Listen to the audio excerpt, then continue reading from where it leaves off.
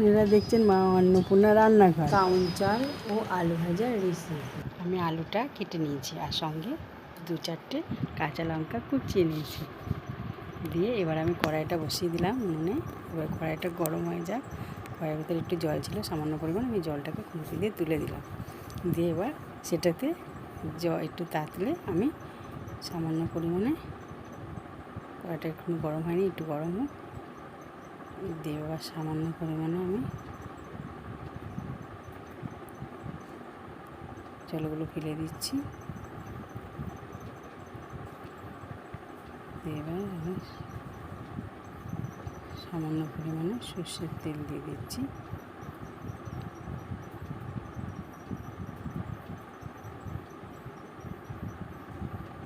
দিয়ে এবার আমি এর ভিতরে কিছুটা পরিমাণে কালো জিরে ফোড়ন দেবো। দেখুন তেলটা একটু গরম হোক, তারপর আমি একটু সামান্য পরিমাণে কালো জিরে ফোড়ন দিয়ে আমি তেলটাকে একটু নাড়িয়ে নিচ্ছি। চারিদিকে তেলটা যদি নাড়িয়ে দিই একটা লেয়ারের মতন তৈরি হয়, ফলে কী হবে, আলুগুলো যখন আমি ছাড়বো তখন এই আলুগুলো কড়াইতে লেগে ধরবে না,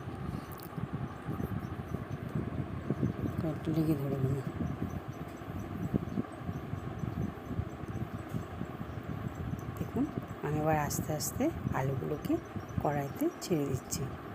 একটু দূর থেকে ছাড়বেন যাতে কড়াইয়ের তেলটা ছিটকে না আসে। এই কথাগুলো আমি বলছি বলে আপনারা ভাববেন না যে আমি আপনাদেরকে শেখাচ্ছি। আমি নতুন রাঁধুনিদেরকে এটা বোঝাবার জন্য বলছি, যাতে ওনাদের গায়ে তেল ছিটকে এসে কোনো খারাপ কিছু না হয়। ওর জন্য আমি এই কথাটা বলা, আপনারা খারাপ মনে করবেন না। যারা পুরনো রাঁধুনি তারা তো এগুলো জানেনি, আর যারা নতুন রাঁধুনি জাস্ট আমি তাদের জন্য বললাম।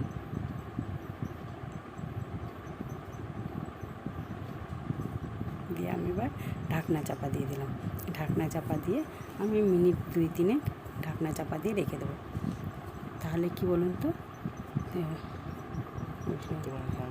হ্যাঁ এবার আমি কাউন চালটা, যে এটা রান্না করব সেই কাউন চালটা আমি এর ভেতরে মেপে নিচ্ছি। একটা গ্লাসের সাহায্যে মোটামুটি পরিমাপটা একবার মেপে নিয়ে আপনাদেরকে দেখাচ্ছি। আমি আমাদের বাড়ির লোক অনুযায়ী আমি চালটাকে মেপে নিচ্ছি। কাউন চালটা আপনাদের খেতে কেমন লাগে সেটা আমাকে লাইক কমেন্ট করে জানাবেন। আর আমার তো খেতে খুব ভালো লাগে, আমার ছেলেরও খুব ভালো লাগে, ওই জন্য আমি এটা মাঝে মাঝেই বানাই। আজকে আপনাদের সাথে একটু শেয়ার করলাম। এটাকে আমি এবার জলে ধুয়ে দেখে নিচ্ছি কিছু নোংরা বা পাথর, সাদা পাথরও অনেক সময় থেকে যায় এই কাউন চালের মধ্যে, সেগুলোকে আমি বেছে একটুখানি জল দিয়ে এবার ধুয়ে একটু ভিজিয়ে রেখে দেবো। ভিজিয়ে রাখার পরে খানিকটু বেশি পরিমাণ নয়, 5-10 মিনিটের মতন ভিজিয়ে রাখলেই যথেষ্ট, তার বেশি ধরে যাবার কোনো প্রয়োজন নেই। এটা কাউন চাল এমনিতেই খুব তাড়াতাড়ি সিদ্ধ হয়ে যায়, ওইটার বিষয়ে কোনো। আমি এবার ঢাকনাটা খুলে আলু ভাজাটা একটু নাড়িয়ে দিচ্ছি তলে, যাতে লেগে না যায়।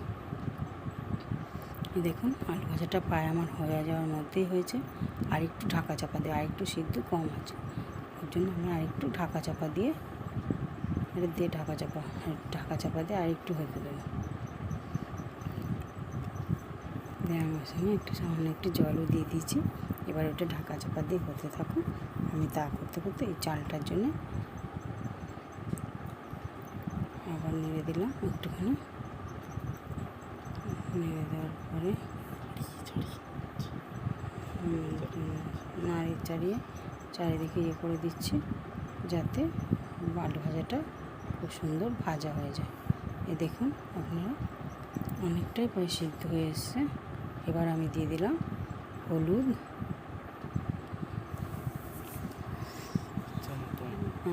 হলুদ স্বাদ অনুযায়ী আপনারা দেবেন হলুদটা, সেটা কালারের জন্য, সেটা আপনি কম বেশি করে দিতেই পারবে। আর স্বাদ অনুসারে নুন, কেউ একটু নুন বেশি পছন্দ করেন, কেউ কম পছন্দ করেন, সেটা আপনাদের ইচ্ছা অনুযায়ী দেবেন।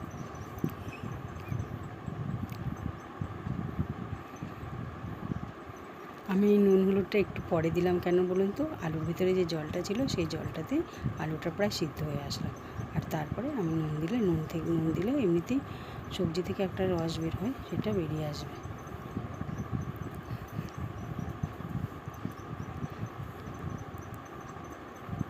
এবার আলু ভাজাটা হয়ে গেল আমার।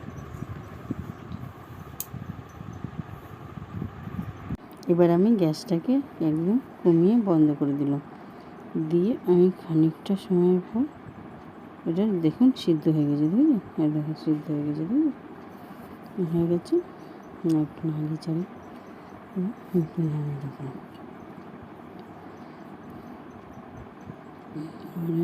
ওকে নিচে নামিয়ে দিলাম।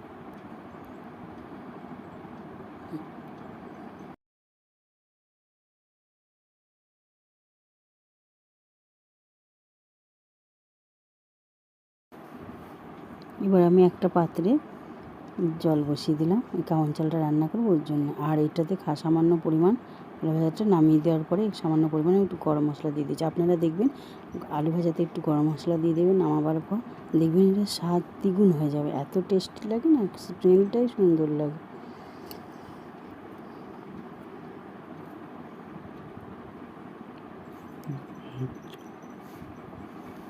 এবার আমি ঢাকা চাপা দিয়ে রেখে দিলাম, এটা থাকলো।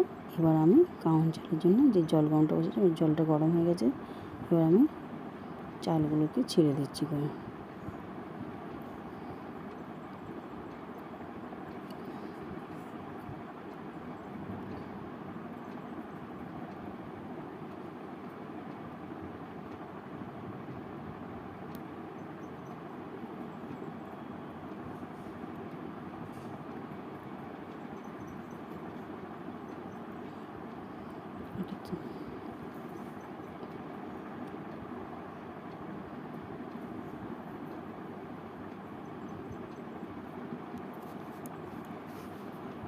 আমি 2 চামচের মতন এর ভিতরে নুন দিলাম, আর সামান্য পরিমাণে হলুদ, এটা আপনাদের ইচ্ছা মতন যতটা দিতে পারেন না দিতে পারেন।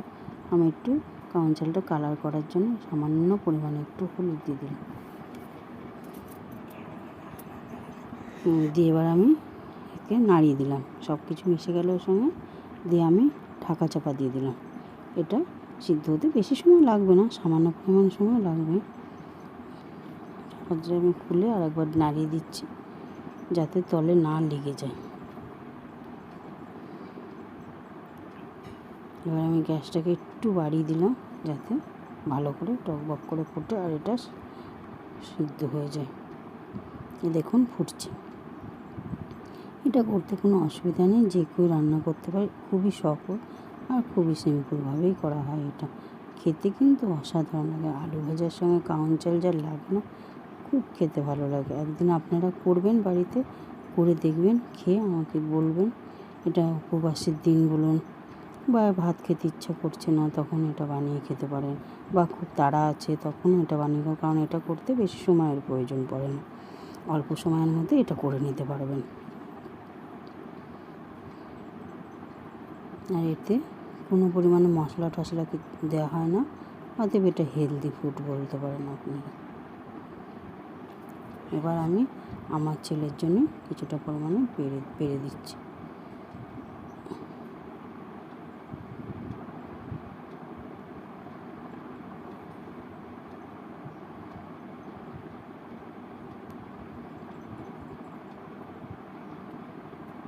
আর সামান্য পরিমাণ আলু ভাজা দিয়ে দিচ্ছি। এই রেসিপিটা আপনাদের কেমন লাগলো আপনারা এটা কমেন্ট করে জানাবেন।